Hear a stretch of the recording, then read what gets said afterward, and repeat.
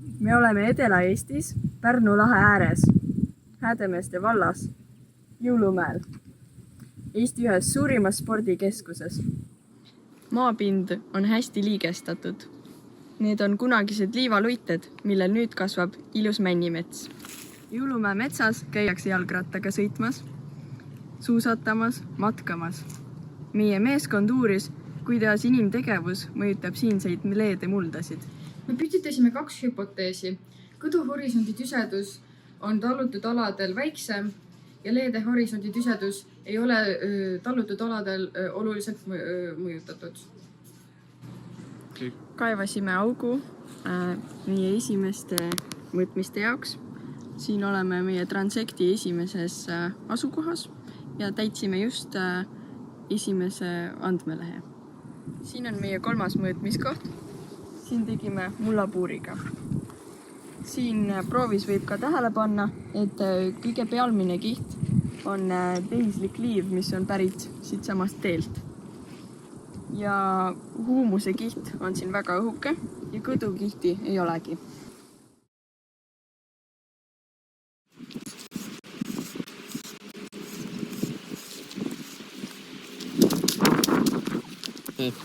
Võtsin mulda ja niisutasin seda ning üritasin teha sellest ringi, aga ei tule välja, nii et on näha, et see on liiv.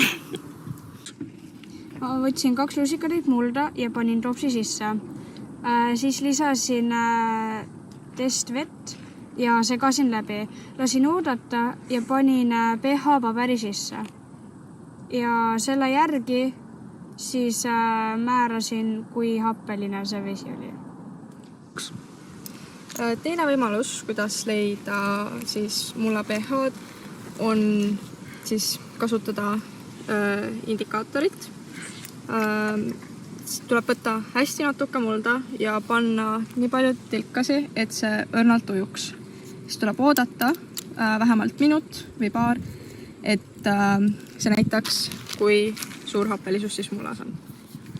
Erinevate mulla kihtide värvide määramiseks me kasutasime sellist värviraamatut. Siin on meil siis leedmulla proov, kus me peame siis määrama primaarse ja ka sekundaarse värvi. Siin on primaarseks värviks 10 YR51 ja sekundaarseks värviks 10 YR21.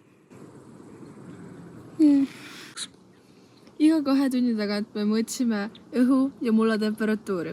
Õhu temperatuuri me mõõtsime siukse digiseadeldisega. Mulla temperatuuri me mõõtsime 2 termomeetriga. See siin on 5 cm sügavusel ja see on 10 cm sügavusel. Kokkuvõtteks. Kõduhorisondi tüsedus ei erinenud märkimisväärselt tallutud alal ja looduslikul alal. Leede horisont oli looduslikul alal tüsedam kui tallatud alal.